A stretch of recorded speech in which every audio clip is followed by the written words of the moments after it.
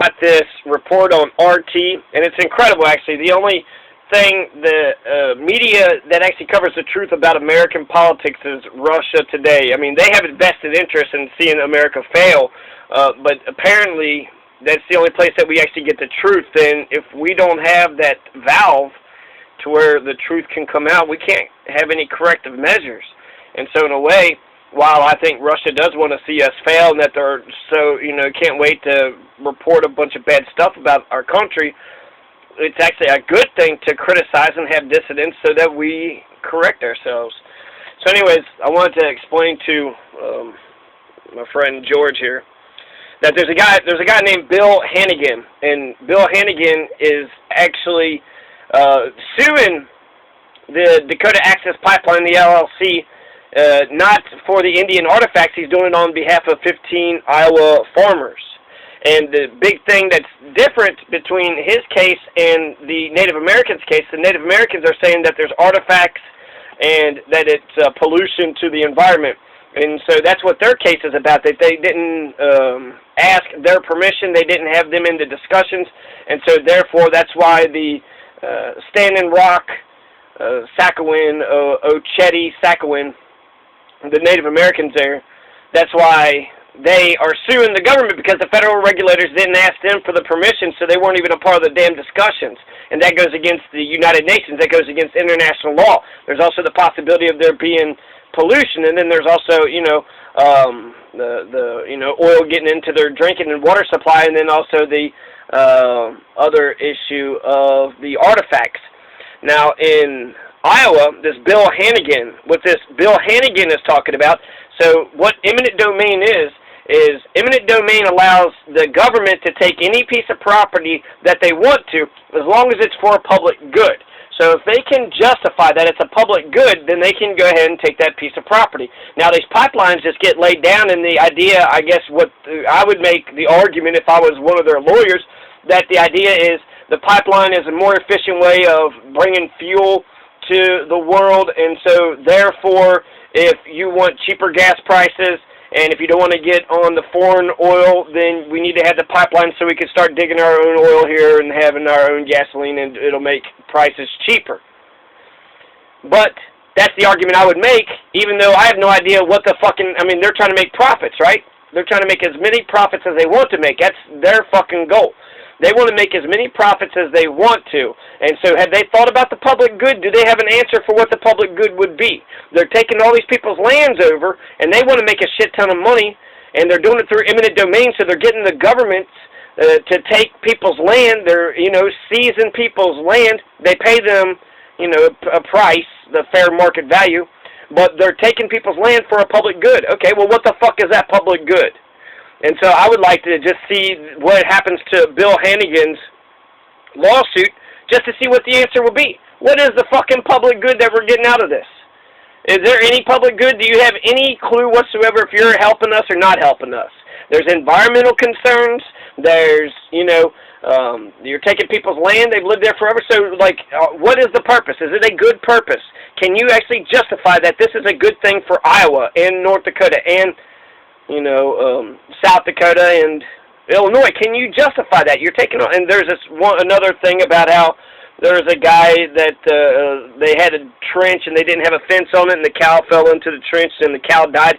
So that's what, $500, $1,000 or something that is gone, maybe more, just because they didn't put a fence on like they were supposed to. So that's his Hanigan is his name, Hanigan. Bill Hanigan represents 15 Iowa farmers. And then there's another Ed Fallon told Ashley Banks that there's an incident where the lady had, had that cow fall in. And so the farmers, they have to deal with this trench. They got to put up the fences. They have to do all this extra shit so their cows aren't falling into the trenches. They're losing money. Their land is being taken up. There's environmental concerns. There have been explosions. There have been leakages. And there is fracking, so that increase of a chance of an earthquake. If there's an earthquake, it's going to be shaking all that shit underneath. I think there was a big explosion in Louisville where the water, I think it's the water main just blew, the sewer. There was a bunch of gas that was being stored up, and then all of a sudden there was a light, and then the whole thing blew up, and it's gas. These pipelines literally are, has oil and gas, and so are we saying that it's totally good? I mean, yeah, I'm sure this Kelcy Warren is going to make a shit ton of money. He's going to rent the pipes out, and then they'll pay him for how much, how many barrels goes through these pipelines. But how many companies does that own? And actually, I looked at the list, and there's a shit ton of corporations and banks that are financing this thing. This is a fucking $4 billion project. People have got so much fucking money, and clearly they wouldn't be investing all this money if they didn't think that they could actually make some money out of it. And they're going forward with it. It's almost like they're used to people protesting this shit, and they're kind of like, first we'll have to push the protest off to the side, and then we'll go ahead and get it constructed. And that's another thing Kelcy Warren is going to say. Kelcy Warren is going to say that he's shocked that he's actually made it so rich. He's like, I'm so shocked that I've actually made it so, I'm like, I look around, I'm like, God, I'm so rich. How did I get here? Was I able to get here because nobody was paying attention? Yeah, that's exactly what the fuck happened, because nobody was paying attention. You're a fucking billionaire now. And he's, $4 to, $8 billion. He's one of the top 200 richest people in the United States. So he's part of the billionaire class, the billionaire club that Bernie Sanders was railing against. And his wealth is up. He's got giraffes. He's got like 4 or 5 fucking ranches. He's got an island, and then he's got a fucking giraffe. And the giraffe is, on one of his fucking ranches. Who the fuck needs giraffes? But he's got his own private zoo. His son has his own park, and so he's doing okay. He's fine. And I watched this one video clip. So just juxtapose Kelcy fucking Warren, okay, this fucking white-haired devil, and Tupac. Tupac was sitting there saying, if I was walking by and I know that I got $2,000 in the bank, and a homeless guy is right there, and I give them $1, I would feel bad. If I know that I got that money in the bank and I just give them $1 when I see that they're living in absolute squalor, no home, no food on the fucking street, and I know, and that's $2,000. What if you got $4 million or billion with the B? So that's 9 zeros versus 6 zeros. And sometimes talking about these obscene amount of wealth. The IMF and the World Bank are talking about having some backup reserve currency or some shit about $100 trillion. $100 trillion. God damn, that's a lot. Of quantitative easing is fucking illegal, or it's like a safety valve. They're saying somebody made quantitative easing is like, if you want to move your legs, you can get some strings and you can move your legs.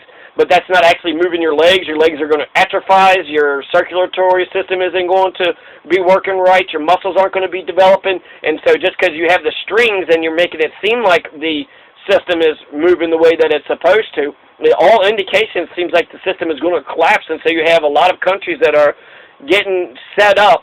So when it does collapse, this is what we're going to do. When the world monetary system fails, which a lot of people think is American soft power. And that's another reason why I'm all pissed off about that fucking Gary Johnson Aleppo thing.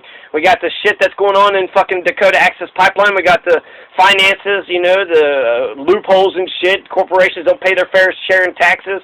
And the income tax. Kelcy Warren doesn't pay any kind of income tax whatsoever. He pays 0 income tax. And all these, these corporations, it's like one will be a vice president of this, and then they have like an equity. There's the energy transfer partners, and then there's the energy transfer equity. And for some reason, the equity is part of the partners, but it's like something different. It's over here. It's doing so, like these damn corporations. They set this shit up. It's like a shell fucking thing, so that way they don't lose their ass, even though everybody else might lose their ass. And he doesn't pay any income taxes, so he made it like a kind of partner, a limited partnership or some fucking weird legal loophole, so he doesn't pay any income taxes. And it's still a limited liability corporation, but then it's also a partnership, so it's like, what the fuck is actually going on? It's all these accounting and legal tricks that just make sure to where they get away with whatever the fuck they want to get away with. And so if you actually look into this shit, which I'm looking into it, and it's fucking crazy, and then you look into the World Monetary Fund, and you're looking at how these corporations act, and these hedge fund managers, and quantitative easing, and Pharma Bro, how these people, they corner the market, they find something that has a demand for it, they corner the market, and then they, try to maximize their profits. The guy who discovered penicillin, I want to say, the guy who discovered penicillin, he gave it out for free because he wanted people to be healthy. And here you got Pharma Bro, and you got these EpiPens, and people are cornering the market, and then they're fucking, you know, they're basically, when people are in need, they're giving them hell. They're raping the shit out of the fucking people, trying to maximize their goddamn profits. It's like, but I really, really, really need it, or my grandma's going to die. Oh, you really, really, really, really need it. So that's 4 reallys, huh? Well, I think I can multiply the amount that I'm going to charge you by 4. And then if you got health insurance, you know, you'll do it just so you can get your fucking shit. Fucks the health insurance industry up, right? I'm sure they can't be happy paying all that fucking money. And so just a bunch of crooks every fucking place that you go. And it's like, why wouldn't you want some shit to be regulated? Why wouldn't you want some, you know, some shit shouldn't be for profit. Health shouldn't be for profit. People are holding you or your kid hostage, your grandmother hostage, so you can pay for this shit. They try to make private prisons so they make that profitable. So that means the more people that cops go out and beat up and throw into the fucking machine, then the machine makes more money. The state, that costs the state more money, that costs the taxpayers more money. And then the war, the people make money with the war. There's war profiteers. We used to convict war profiteers. We don't do that anymore. And there's the health insurance. There's education. There's just so much shit that actually, democracy, we don't have a fucking democracy. If we had a democracy, we wouldn't be stuck in the situation that we're currently faced with right now. And so it's weird, actually, when you look at, I made the thing about, if you don't know about Aleppo, then what about, I even forgot what the hell the city was. But it was a city in Bolivia. And I was like, well, what about the Papuca or whatever? And I was like, you don't know about the Papuca? And I know it's the wrong city's name, and I was making fun of everybody for not knowing it. But that was essentially, you know, if you looked at what's going on there, they got such a strong labor movement that the labor unions make their own agreement with these multinational corporations. And the government wanted to get in between that.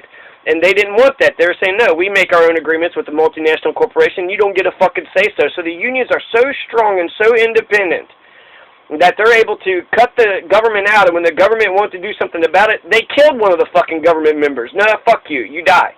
And so that just shows you, like, how entrenched and how ready and organized that Bolivia is, which has traditionally been pretty poor, but they just elected a socialist president.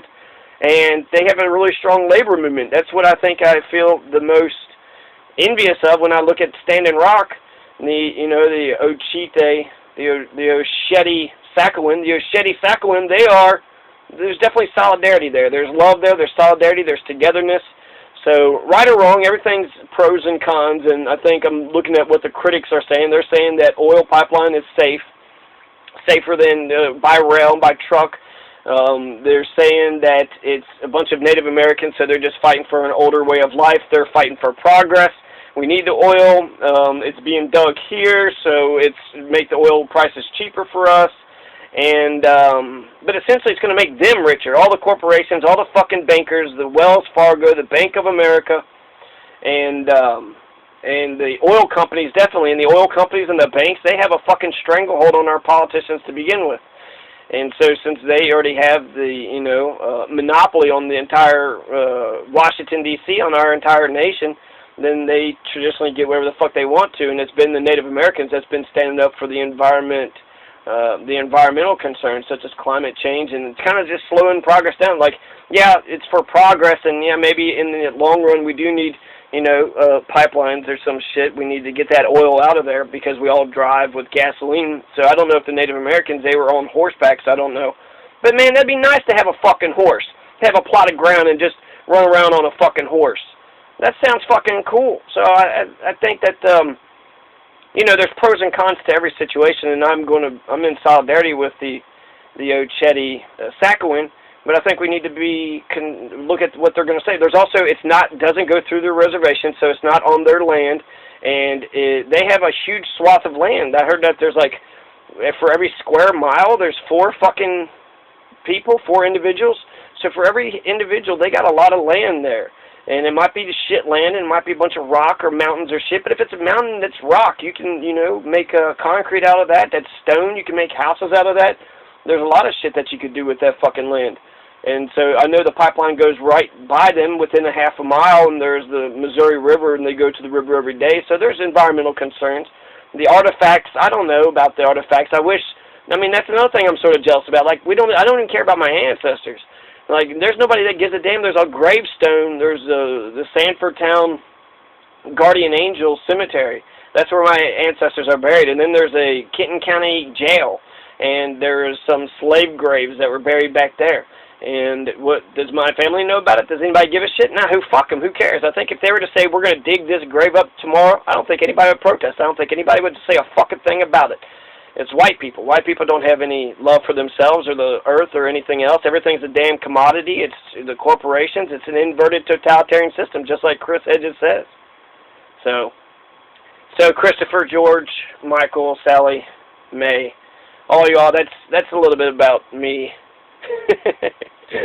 So, eminent domain, you know, make the fucking corporation go to the damn courthouse and explain how the fuck is this a public good. Let's just hear their answers. I mean, I just come up with something off the top of my head, but let's hear what the fuck they say. And if they don't have a good answer, if they come up with some off-the-shit, you know, bullshit, then we'll know for sure. I mean, you're not doing this for anybody else. You're doing it for your own fucking friends and pockets and all your investors and the stockholders. You want to maximize profits. You don't give a damn about the public or the natives or the white people. You don't care about anybody. You don't give a fuck about anybody but your own goddamn selves. So, fuck you, Dakota Access Pipeline and Kelcy Warren. You're going to lose this fucking battle. And the sheriff and the fucking establishment, the white-collared mafia. Y'all going to lose this shit because y'all fucking dumb. You dumb pushed America to past the breaking point. So, and then you want to arrest Jill Stein because she put a little extra protective coating on that bulldozer blade. You're going to charge her. Meanwhile, you know, war criminals get away with, I mean, there's so much shit. People get away, cops get away with murder, war criminals get away with their fucking bullshit, overthrowing Honduras and the Iraq War, and, So yeah, what about the BP oil spill? Did they get fined? I think they did, but now I think BP is going down because of that. ExxonMobil, I don't know. Okay. Viva la revolución.